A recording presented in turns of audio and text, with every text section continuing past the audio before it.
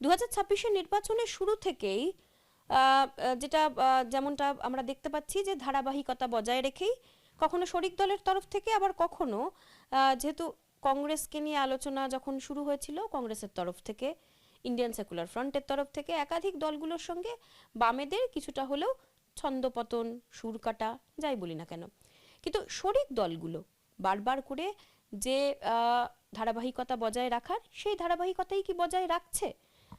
Because এই যে forward block, বামফ্রন্টের বৈঠক, বিমান বসু সেখানে উপস্থিত, তার সামনে থেকে কথা কাটাকাটি করে বেরিয়ে যাবে, এবং নরেন চট্টোপাধ্যায় বলছেন যে তাদের গুরুত্ব দিতে হবে। এই গুরুত্ব দেওয়ার বিষয়টা একটু কি, যদি একটু বুঝিয়ে বলেন।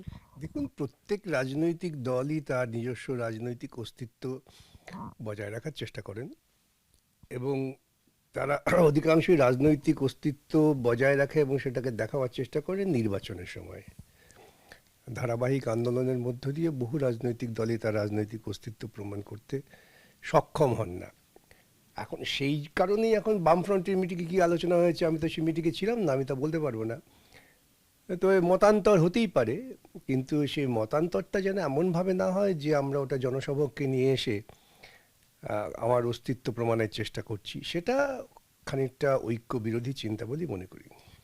আপনারা যে ধরনের ব্যবহার বা যে ধরনের অন্যান্য দল ধরুন করতে পারে, সেটা কি বামফ্রন্টের শরিক দলগুলোও যদি করে, তাহলে সেটা কি নজির থাকে? সে কথাই বললাম যে প্রত্যেক রাজনৈতিক দলের ভিন্ন মত, সে ভিন্ন মত থাকাটা ভালো, ভিন্ন মত পোষণ করাটাও ভালো, কিন্তু এটা ধারাবাহিক আন্দোলনের মধ্য দিয়ে যে একটা ঐক্য গড়ে উঠেছে, সেই ঐক্য বিঘ্নিত হয় এমন কোনো কাজ প্রকাশ্যে করা উচিত না বলে আমি মনে করি। কিন্তু যা আপনারা বলছেন যে কোনো যদি রাজনৈতিক দলের নেতা তিনি বামফ্রন্টের মিটিং থেকে বেরিয়ে এসে জনসমক্ষে ক্ষোভ প্রকাশ করেন, তাহলে সেটা অনৈতিক, সেটা অনৈতিক এবং ঐক্য বিরোধী চিন্তা বলেই মনে করি। নরেন চট্টোপাধ্যায় তিনি পরিষ্কার বলছেন যে এর তার সাথে জোট করলে আমরা মানবো কেন, সিপিআইএম কেও বুঝতে হবে, বামফ্রন্টটা কারোর একার সম্পত্তি নয়। সিপিআইএম এর এক্ষেত্রে অবস্থান কি হওয়া উচিত, এবং এর তার মানে কি, কারা? দেখুন, বামফ্রন্টের মূল চালিকা শক্তি হচ্ছেন সিপিআইএম। এটা সব বাম দলই তারা নিজেরা উপলব্ধি করেন। এখন সিপিআইএম সমস্তটাই সার্বিক আলোচনার মধ্য দিয়ে করতে চেষ্টা করেন যতটুকু আমি জানি, এবং বামফ্রন্টের যিনি চেয়ারম্যান, বিশেষ করে বিমান বসু, তিনি অত্যন্ত ধৈর্যের সঙ্গেই সকলকে নিয়ে বসে কথা বলেন। এমনকি আমার নিজের অভিজ্ঞতা থেকে বলতে পারি যে এই পরিসরের বাইরে যখন কেউ আলোচনা করার জন্য আমার কাছে এসেছেন, আমি যখন বিমানদার কাছে পাঠিয়েছি, বিমানদা সবসময় বলতেন যে বামফ্রন্টে আলোচনা করে নিয়ে আমি ঠিক করব। সুতরাং যেটা আপনি নরেনবাবু বললেন, আমি নিজে শুনিনি, তা থেকে মনে হচ্ছে যে উনি বোধহয় খানিকটা হতাশগ্রস্ত হয়ে এই কথাগুলো বাইরে এসে, তো লাভটা কী হলো? এতে কি ফরওয়ার্ড ব্লকের ভাবমূর্তি বাড়লো না সিপিএমের ভাবমূর্তি কমলো? বরং মানুষ, লড়াকু মানুষ যারা মাঠে ঘাটে লড়াই করছেন তাদের অস্তিত্বের জন্যে, তারা একটু অসন্তুষ্ট হলেন। আপনারা কি দাদাগিরি করেন? সিপিআইএম বড় দল বলে কি দাদাগিরি করে? এটা এই অভিযোগটাও তো রয়েছে। এটা না নিজস্ব উপলব্ধি। আমি যদি আমার অস্তিত্ব প্রমাণ করতে না পারি লড়াইয়ের ময়দানে, তাহলে আমার মনে হবে যারা অস্তিত্ব প্রমাণ করতে পারছেন তারা দাদাগিরি করছেন। এটা মনে হওয়া স্বাভাবিক। এই মনে হওয়াটা আমার মনে হচ্ছে, আবারও বলি, খানিকটা হতাশার চিহ্ন, আর কিছু না। একদিকে দলীয় শৃঙ্খলার কথা বলা হয় যে বামপন্থী দলগুলো ডিসিপ্লিন মেনটেন করে, কিন্তু ডিসিপ্লিন যদি মেনটেন করে, তাহলে এই ধরনের এই নজির কি থাকা উচিত? মানে ইয়াং জেনারেশন বাঞ্ছনীয় নয়, আমি তো প্রথমেই বললাম বাঞ্ছনীয় নয়। একসঙ্গে লড়াই করতে গেলে একসঙ্গে বসে আলোচনা করে মতান্তর হতেই পারে, মতান্তর হতে পারে বিভিন্ন বিষয়ে, সেটা দীর্ঘ বিতর্ক সে সভাতেই হওয়া উচিত। তারপরে যে সিদ্ধান্ত হবে সেই সিদ্ধান্ত কার্যকর করতে হবে। এ ব্যাপারে তো ভারতবর্ষের বুকে শ্রেষ্ঠতম উদাহরণ রেখেছেন জ্যোতি বসু। প্রধানমন্ত্রী পদ তাকে যখন সমস্ত রাজনৈতিক দল দিয়েছিলেন, এমনকি পার্টির অভ্যন্তরে বিতর্ক হয়েছে, তিনি কিন্তু সংখ্যাগরিষ্ঠ সিদ্ধান্তকে মর্যাদা দিয়েছেন। বলেছেন এটা মারাত্মক ভুল হলো, তিনি বলেছেন, অনেক প্রবীণ নেতারা বলেছেন। তথাপি এই যে সকলের সিদ্ধান্তকে গুরুত্ব দেওয়া, এটা হচ্ছে একটা ঐক্যবদ্ধভাবে পথে চলার ইঙ্গিত। সেটা দেখে তো আমরা শিখতে পারি। বিকজ আর একটা বিষয় যেটা উঠে আসছে যে কংগ্রেসের সঙ্গে আসন সমঝোতা নিয়েও শরিক দলগুলোর মধ্যে ক্ষোভ ছিল, বিশেষ করে ফরওয়ার্ড ব্লক। তারা এখন বলছেন যে আমরা আগেই বলেছিলাম, কারণ কংগ্রেসের তরফ থেকে কোনো ভোট কখনোই বামপন্থীরা পায়নি। বামপন্থীদের ভোট শৃঙ্খলা অনুযায়ী দলীয় নির্দেশ মেনে কংগ্রেসকে তারা দিয়েছিলেন। ইন্ডিয়ান সেকুলার ফ্রন্টকেও তারা বলছেন যে রাহু কোট অ্যান্ড কোট। এই বিষয়টাকে সেটা তাদের মূল্যায়ন, সেই মূল্যায়নটা আমার মতে সঠিক মূল্যায়ন নয়। ঐক্যটা শুধুমাত্র আমার নির্দিষ্ট ভোটার, ফরওয়ার্ড ব্লক বলতে পারবেন যে এই লোকগুলো আমার নির্দিষ্ট ভোটার, কংগ্রেস বলতে পারবে যে এই মানুষগুলো আমার নির্দিষ্ট ভোটার, সিপিআইএম বলতে পারবে যে এই নির্দিষ্ট ভোটার। এই ভাবনা চিন্তাটা কিন্তু হচ্ছে আমার মতে একটা নেতিবাচক চিন্তা। মানুষকে তো আমি আমার সম্পদ করে নিইনি যে আমার পকেটের ব্যাপারে নিয়ে আমাকেই ভোট দেবে। একমাত্র যারা সাংঘাতিকভাবে আদর্শে প্রাণিত তাদের কথা আলাদা, তারা মরে গেলেও অন্য দলকে ভোট দেবে না।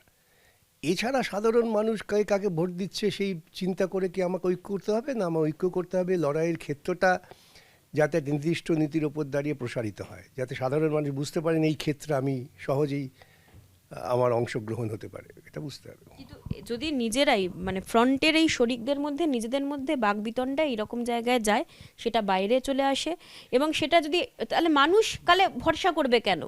বাঞ্ছনীয় নয়, আমি এর থেকে বেশি কিছু বলবো না। এই মানে আপনারা বিরক্ত এই বিষয়ে?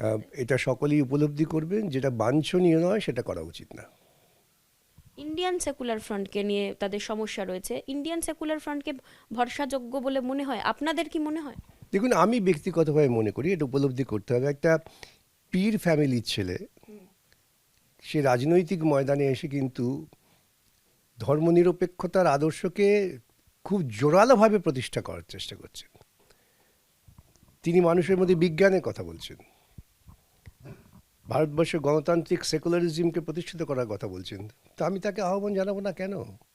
সে তো ধর্মের কথা বলেনি, সে তো বলছে না মানুষকে যাও মসজিদে গিয়ে প্রার্থনা করো। কে কি বলছে তার থেকে বলে কে কি করছে দিয়ে বিচার করতে হবে। আমি তো দেখছি নওশাদ সিদ্দিককে ধারাবাহিকভাবে সে এমএলএ নির্বাচিত হওয়ার পরেও সে একটা নির্দিষ্ট ধর্মনিরপেক্ষ পথেই হাঁটার চেষ্টা করছে। আপনি অবাক হয়ে যাবেন, আমি তো গিয়ে দেখেছি ভাঙড়ে প্রায় 4,000 মানুষ রক্তদান করছে, তার মধ্যে মহিলার সংখ্যা প্রায় 2,000। এটা একটা কত বড় সামাজিক আমি বলবো বিবর্তন, সেটাকে উপলব্ধি করতে হবে।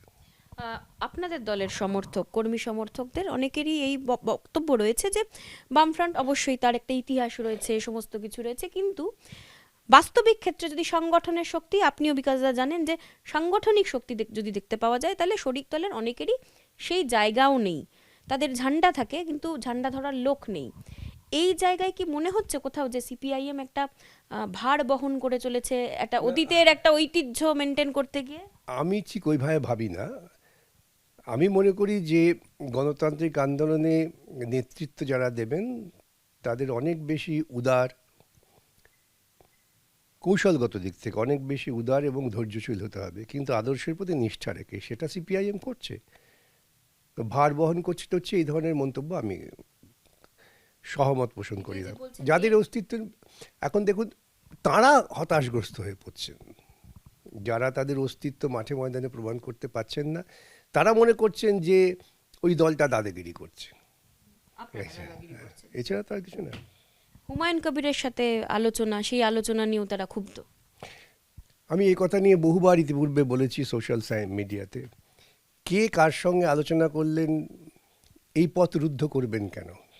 আমরা কি সামাজিকভাবে এতটাই ব্যক্তিগত বৈরিতার পর্যায়ে চলে যাব? আমি ধরে নিই সেলিমের সঙ্গে কিংবা নাম বলে হুমায়ুন কবির, তার পূর্ব পরিচিতি আছে, বন্ধুত্ব আছে, তারা আলোচনা করেছেন, তারা হোটেলে গিয়ে রেস্তোরাঁয় গিয়ে আলোচনা করেছেন। এটা থেকে রাজনৈতিক সিদ্ধান্ত হয়ে যাবে?